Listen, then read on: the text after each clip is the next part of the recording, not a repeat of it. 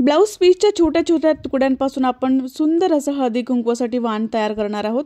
तर कपड्याला मी pasting canvas आणि नॉन वेन लावून सगळ्या बाजूने शिवून घेतलेला आहे आणि याचं मेजरमेंट जे आहे ते 10 बाय 16 इंच याचं मेजरमेंट आहे। तर इथे आपण हा पीस जो आहे तो अशा पद्धतीने फोल्ड करायचा आहे आणि खूप सोप्या पद्धतीने आपण हे तयार करणार आहोत। अशा पद्धतीने मी फोल्ड केलेला आहे।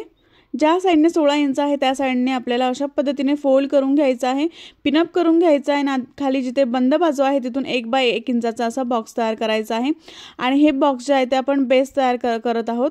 तर इथे बेस तयार करण्यासाठी असा बॉक्स मी बनवलेला आहे आणि 1 बाय 1 इंचाचा दोन्ही बॉक्स जे आहेत ते सेम आहेत 1 बाय 1 इंचाचे।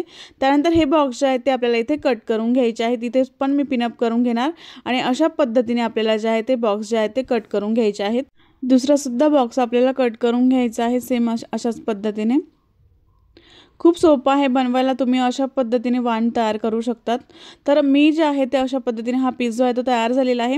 त्यानंतर आपल्याला जे आहे ते दुसरा पीस घ्यायचा आहे। तर इथे जे आहे ते पैठणीचा जो कपडा उरलेला होता त्याचा मी इथे वापर करणार आहे। याचं मेजरमेंट जे आहे ते 7 बाय 5 इंच। याला मी पेस्टिंग कॅनव्हास लावून सगळ्या बाजूने प्रेस करून घेतलेला, इस्त्रीने प्रेस करून घेतलेला आहे। त्यानंतर अशा पद्धतीने आपल्याला आकार काढायचा आहे। 7 इंच ज्या साइडने आहे त्या साइडने अशा पद्धतीने फोल्ड करून आपल्याला इथे असा गोल आकार द्यायचा आहे आणि जो सुंदर आकार असा तयार होतो। तुम्ही डीप सुद्धा देऊ शकता अजून।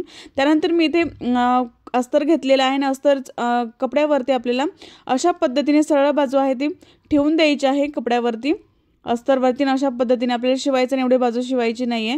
तर एवढे भाग जो आहे तो मी शिवून घेतलेला आहे, बघू शकता तुम्ही। त्यानंतर हा भाग जो आहे तो ओपन ठेवलेला आहे आणि एक्स्ट्राचा जो कपडा आहे तो मी इथे कट करून घेणार आहे। त्यानंतर छोटे छोटे नॉचेस द्यायचे आहेत आणि आतून कपडा जो आहे तो बाहेर काढून घ्यायचा। जिथून ओपन भाग ठेवला होता तिथून मी आतून जो कपडा आहे तो बाहेर काढून घेणार आहे आणि छोटे छोटे नॉचेस द्यायचे आहेत आधी। तर इथे मी छोटे छोटे नॉचेस देऊन झालेले आहेत आणि त्यानंतर मी आतून कपडा सुद्धा बाहेर काढून घेतलेला आहे आणि ते सगळ्या बाजूंनी मी टॉप स्टिच करून सुद्धा घेतलेला आहे। त्यानंतर अशा पद्धतीने हा पीस जो आहे तो फोल्ड करायचा आहे आणि इथे सेंटर मार्क करून घ्यायचा आहे। आणि इथे सेंटर मार्क केल्यानंतर याचा सुद्धा आपल्याला सेंटर मार्क करायचा आहे मोठ्या पीसचा। इथे सुद्धा मी सेंटर मार्क करून घेतलेला आहे। तर दोघांची सरळ बाजू एकावरती एक ठेवायची अशा पद्धतीने आणि सेंटरवरती सेंटर ठेवून आपल्याला इथे सरळ शिवून घ्यायचं आहे। तर मी ते शिवून घेतलेलं आहे। त्यानंतर मी ते चेन घेतलेली आहे 10 इंचाची, 10 इंच लांबी आणि चेनीची सरळ बाजू कपड्यावरती ठेवून इथे सरळ शिवून घ्यायचं आहे। त्यानंतर अशा पद्धतीने आपल्याला फोल्ड करायचा आणि ते टॉप स्टिच करून घ्यायचं आहे। तर तिथे पण टॉप स्टिच करून घेतलेला आहे मी। त्यानंतर हा फ्लॅप जो आहे तो अशा पद्धतीने वरती घ्यायचा आणि ते चेनीवरती ठेवून इथे आपल्याला सरळ शिवून घ्यायचं आहे।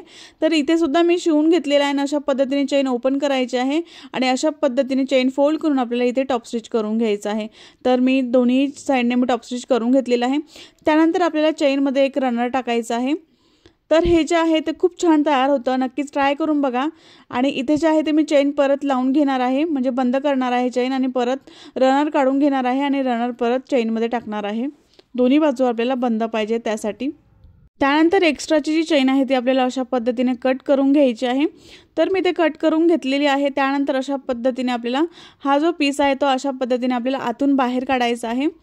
आतून बाहेर काढायचा आहे आणि उलटा जो भाग आहे तो बाहेर येईल। त्यानंतर हा पीस जो आहे तो अशा पद्धतीने ठेवायचा आहे आणि इथे दोन्ही बाजूंनी आपल्याला शिवून घ्यायचा आहे। तर दोन्ही बाजू मी शिवून घेतलेला आहे। त्यानंतर हे जो आपण तयार कट केलेला होता बॉक्स तो इथे अशा पद्धतीने फोल्ड करून आपल्याला इथे सरळ शिवून घ्यायचा आहे। तर दोन्ही जे बॉक्स आहेत ते मी शिवून घेतलेले आहेत, बघू शकता तुम्ही। इथे पायपिंग सुद्धा करू शकता तुम्ही। त्यानंतर जे आहे ते आतून कपडा बाहेर काढायचा आहे आणि अशा पद्धतीने सरळ भाग जो आहे तो व्यवस्थित कोपरे जे आहे ते बाहेर काढून घ्यायचे आहेत आणि व्यवस्थित आकार दिसेल अशा पद्धतीने आपल्याला हे आतून कपडा जो आहे तो बाहेर काढायचा आहे। तर मी आतून कपडा बाहेर काढून घेतलेला आहे। त्यानंतर अशा पद्धतीने एवढा मोठा स्पेस यामध्ये दिसतो, तर खूप मोठा स्पेस आहे यामध्ये। त्यानंतर मी इथे जे आहे ते टच बटन लावणार आहे। जर तुमच्याकडे टच बटन नसेल तर तुम्ही इथे वेलक्रो सुद्धा वापरू शकतात आणि हे ऑप्शनल आहे, तुम्हाला लावायचं असेल तर तुम्ही लावू शकतात। त्यानंतर इथे मी सेंटर मार्क करून घेतलेला आहे। सेंटरवरून आपण 1 इंचावर असं मार्किंग करायचं आहे आणि इथे मी एक टच बटन लावून घेणार आहे।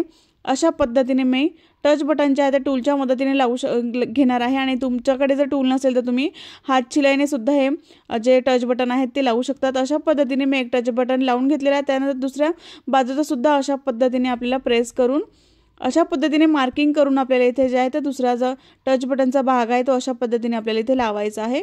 तर मी इथे दुसरासुद्धा भाग लावून झालेला आहे माझा टच बटन।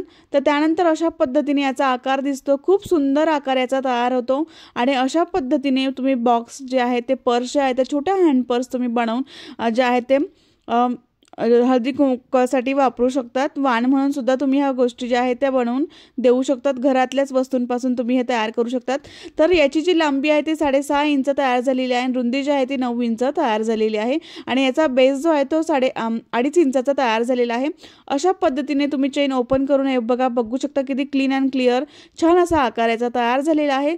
तुम्हाला हे कोणाला गिफ्ट द्यायचं असेल तर अशा पर्स तुम्ही बनवून तुम्ही गिफ्ट सुद्धा देऊ शकतात आणि हळदी कुंकवासाठी तुम्ही हे वाण म्हणून वापरू शकता। तुम्हाला हा व्हिडिओ आवडला असेल तर एक लाईक नक्की करा, शेअर करा आणि सबस्क्राइब करायला विसरू नका। नेक्स्ट व्हिडिओमध्ये भेटू, तोपर्यंत बाय बाय।